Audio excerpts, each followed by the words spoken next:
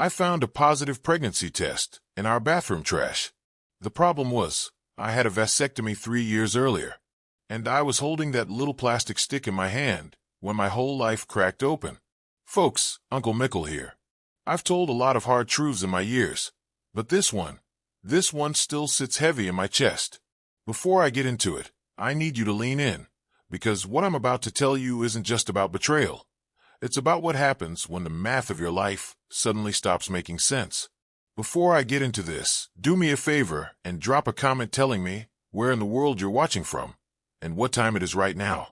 And if stories like mine hit you where it hurts, go ahead and hit that like button and subscribe. Helps Uncle Mickle keep bringing you the truth nobody else wants to talk about. All right, let me pull you back to where this all started. It was a Tuesday evening, late spring, the kind of quiet night where nothing dramatic is supposed to happen.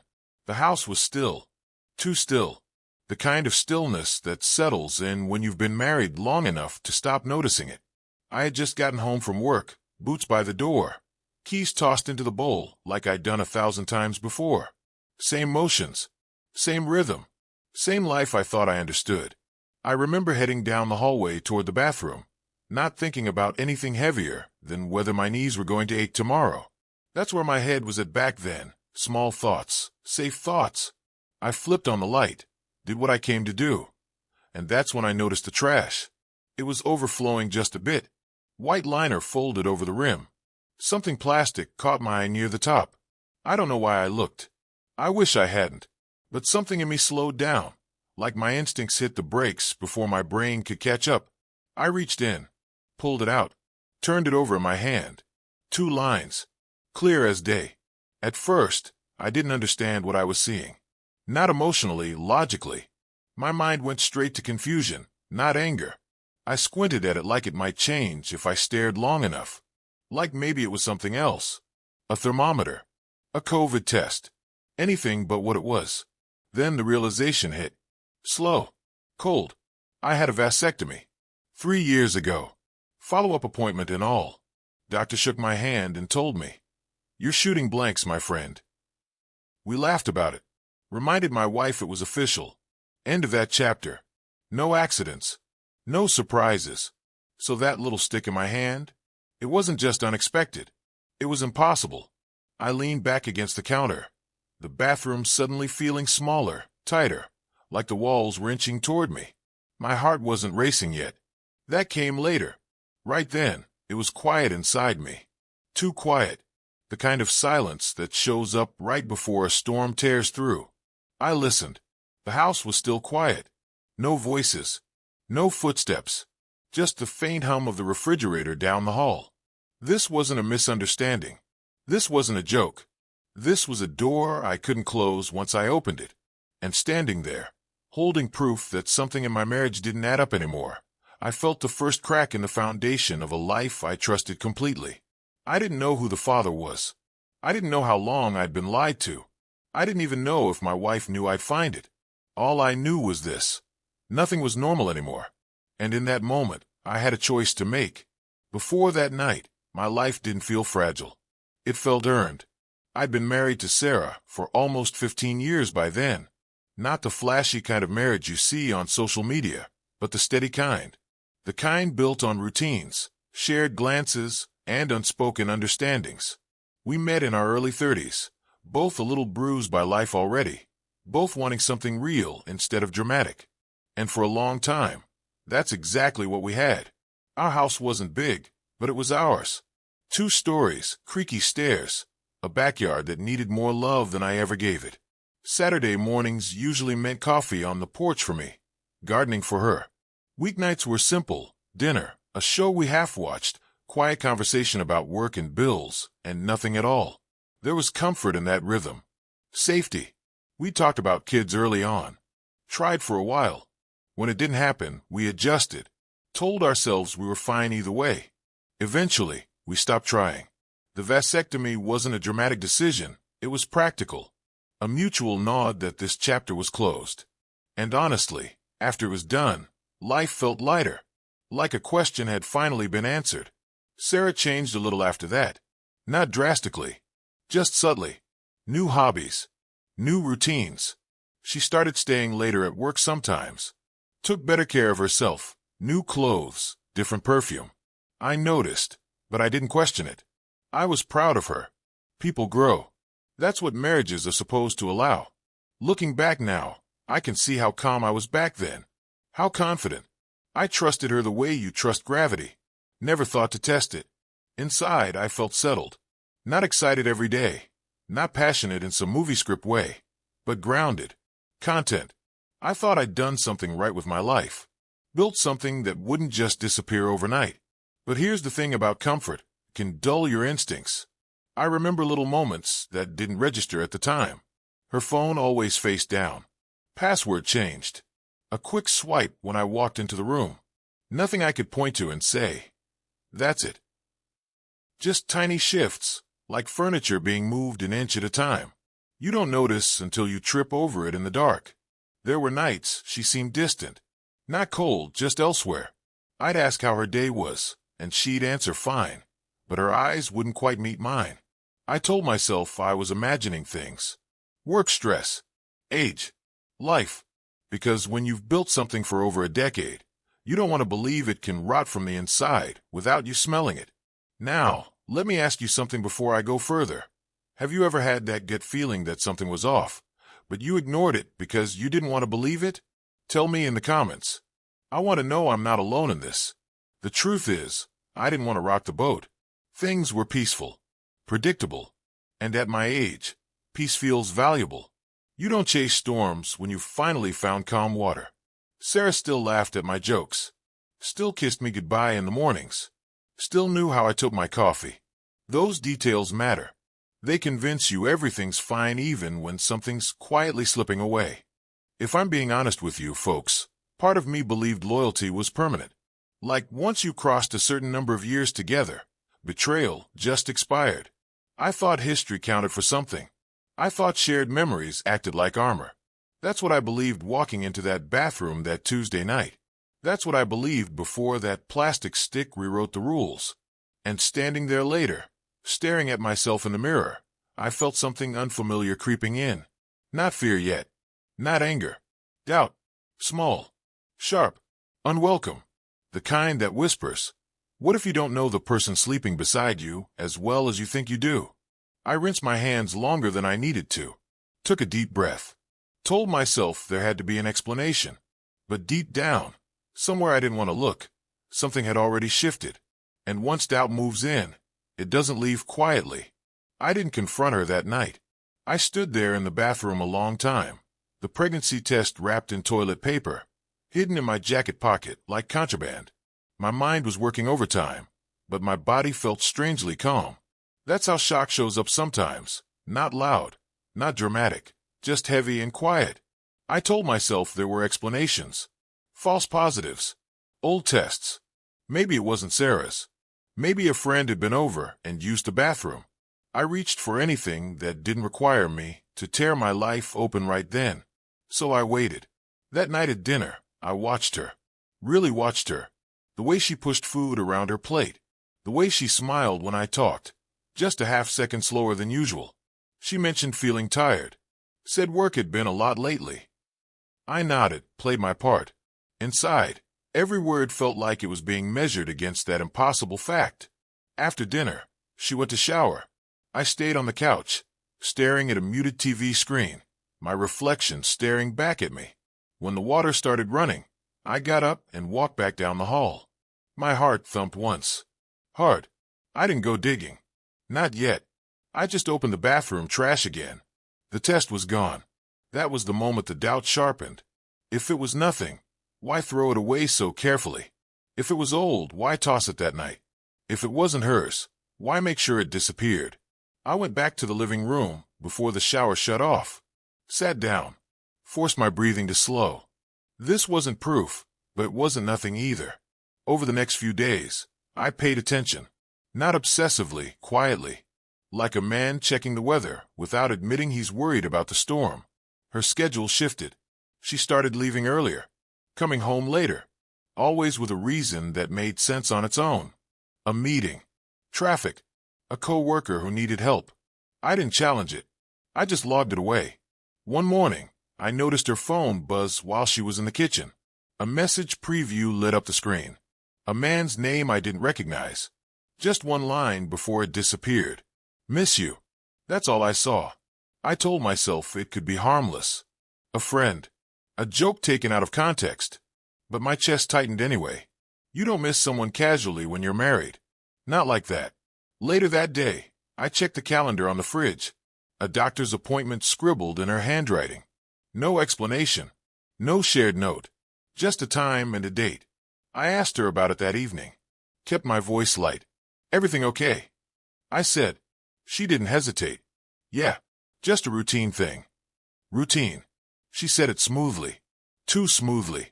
Like the answer was already loaded. I nodded and let it go. But something in me had shifted from confusion to awareness. The kind that keeps you awake even when you're exhausted. The kind that makes silence loud. I started replaying conversations from the past few months. Searching for gaps. Listening for echoes. Wondering how long this had been going on, whatever this was. The hardest part wasn't the suspicion. It was pretending everything was normal. Laughing when she laughed. Making small talk. Lying next to her at night, while my mind screamed questions I wasn't ready to ask. I kept thinking about the vasectomy. The finality of it. The certainty. Biology doesn't bend for feelings. That test didn't exist in a gray area. By the end of the week, I knew one thing for sure. I wasn't imagining this. Something was happening in my house that didn't include me. Something had crossed a line long before I noticed the footprints. And the waiting was starting to hurt more than the truth ever could. Folks, pause for a second. What would you have done in my position? Would you have confronted her right then? Or would you have waited and watched? Drop your answer below.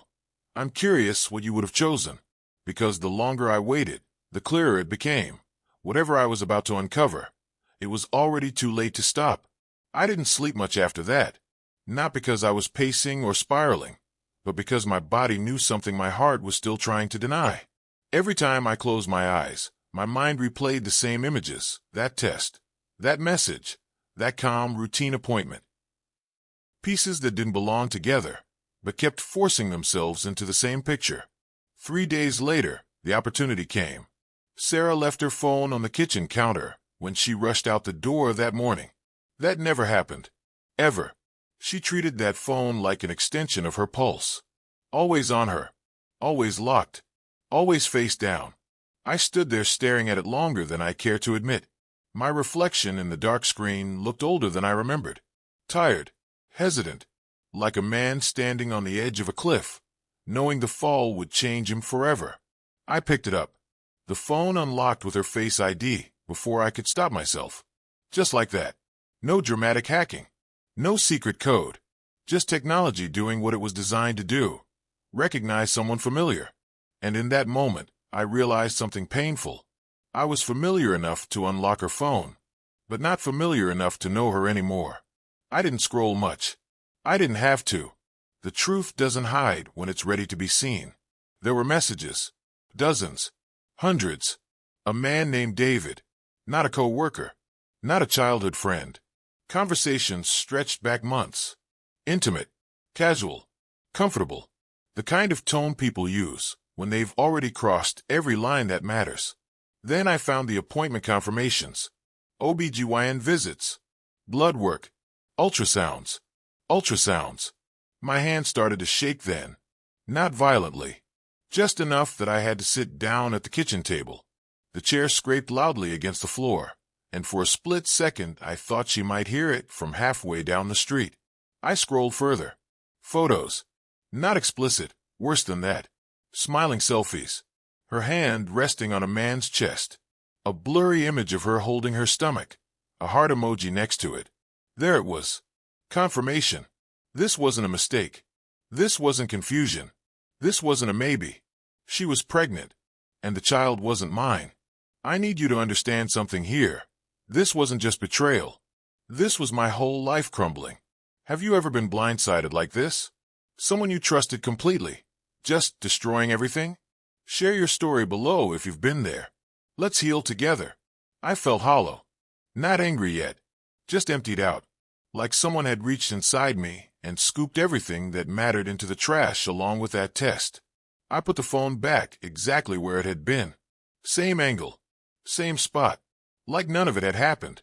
Because once you see something like that, you don't rush. You don't explode. You absorb. That afternoon, I drove aimlessly. Didn't even realize where I was going until I found myself parked by the river, engine off, staring at water that kept moving no matter what was falling apart behind me. I thought about our wedding day, about promises spoken without hesitation, about nights spent talking about growing old together, about how many chances she'd had to tell me the truth and chose not to. When she came home that evening, I watched her with new eyes. The way she took off her shoes, the way she asked about my day, the way she touched my arm in passing like everything was still normal. I nodded. I answered. I played the role. But inside, something had snapped clean in two. Later that night, when she was asleep beside me, I stared at the ceiling and accepted the truth I'd been circling for days. The marriage I thought I had, it was already over. I just hadn't been informed yet. And the man she was carrying a child for, he was living a life I'd unknowingly been financing, protecting, and trusting. Betrayal doesn't always scream. Sometimes it whispers until you finally listen.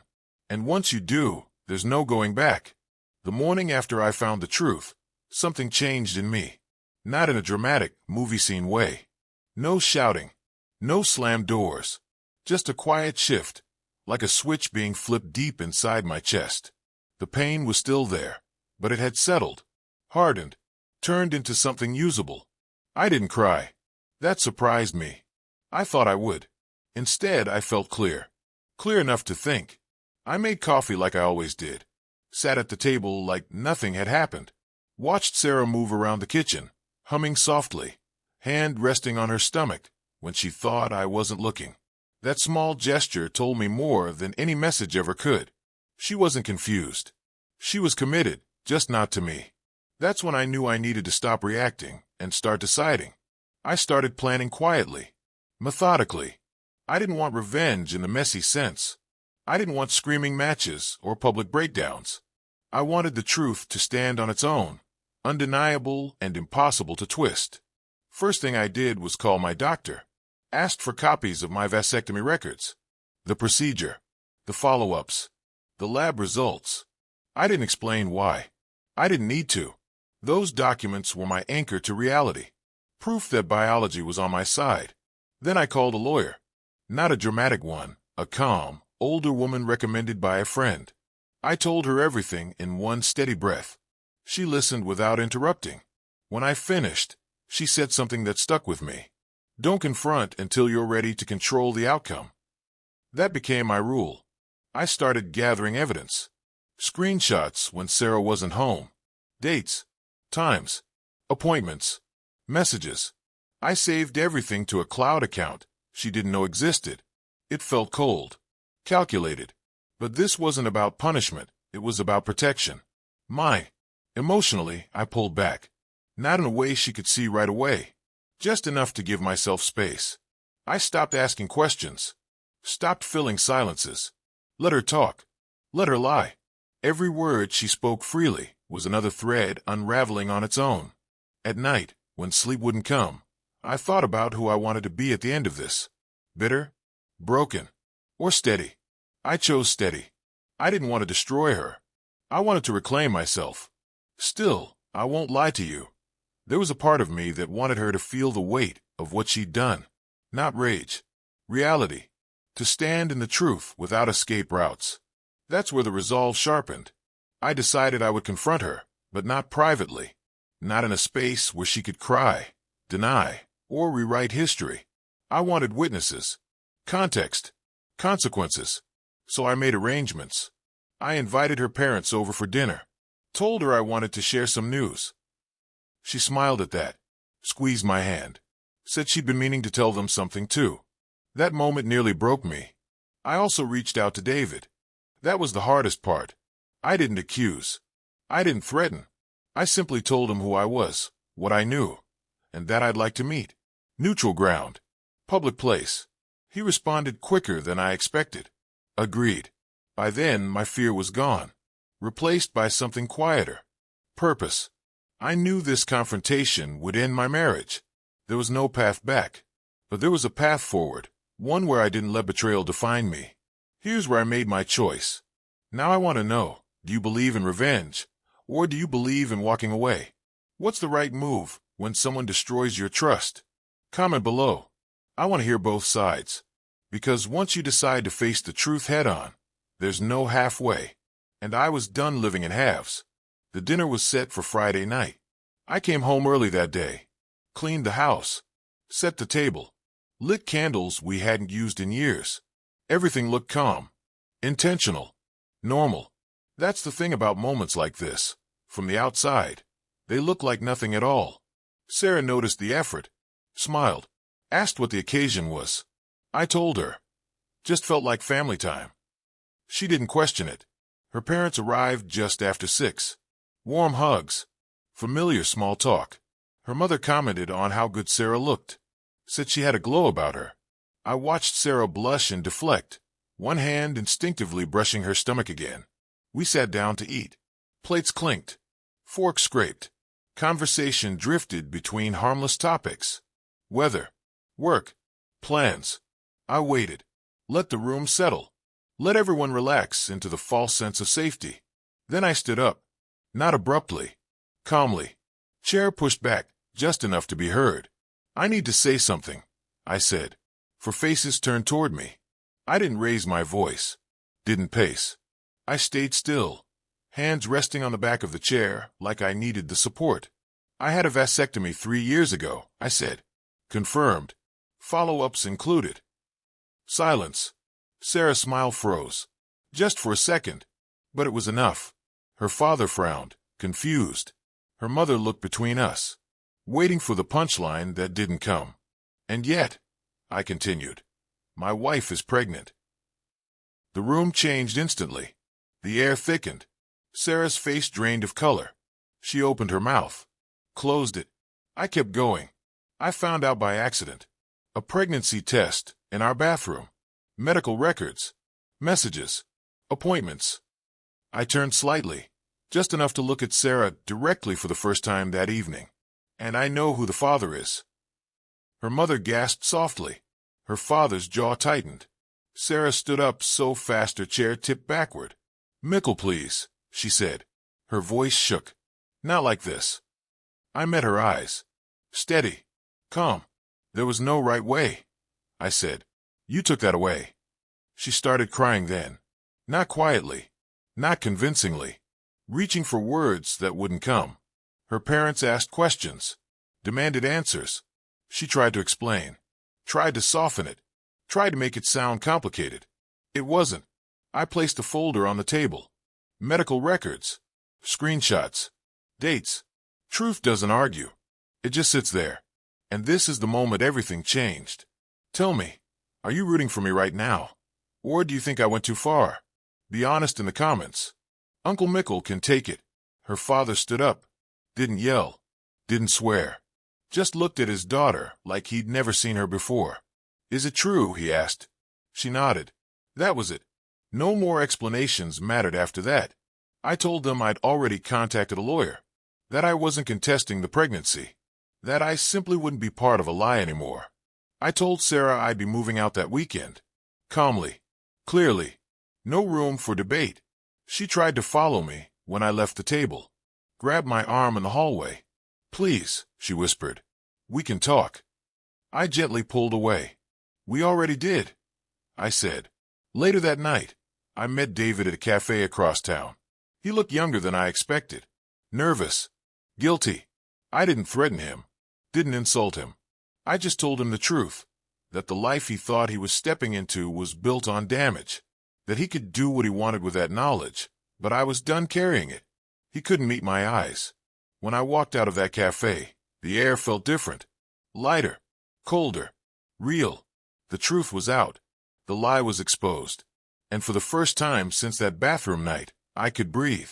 But the cost of truth always comes due later. And I was about to pay it. After that night, the house felt different. Not empty. Just quieter in a way I'd never known before. The kind of quiet that isn't peaceful yet, but isn't sharp anymore either. like the echo after something loud has already happened. Sarah moved out within a week. No screaming, no begging, no drawn-out drama. She packed a suitcase, avoided my eyes, and said she was sorry for how things turned out.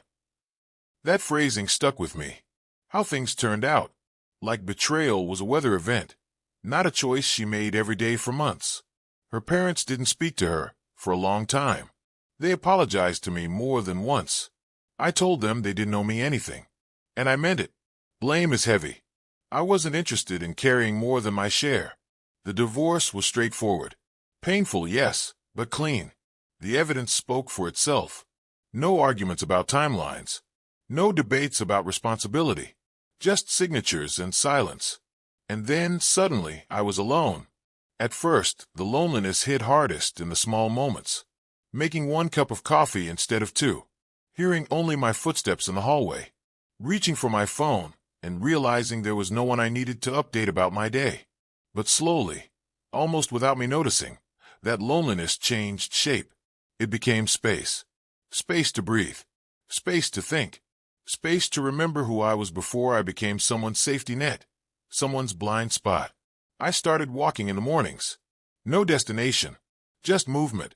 Letting my thoughts wander without circling the same pain over and over. Some days, I still felt the sting. Especially when I thought about the years I'd invested. The future I'd pictured. But the sharp edge was gone. What surprised me most was the absence of hatred. I expected it. Braced for it. But it never really took hold. Anger burns fast and leaves ash. I didn't want to live in the remains. I learned something important in those months. Closure doesn't come from answers. It comes from acceptance. I didn't need to understand why she did it. I only needed to accept that she did, and that it wasn't a reflection of my worth. Looking back now, I wonder if I'd do it all the same way again. What about you? If you could go back and handle your worst betrayal differently, would you?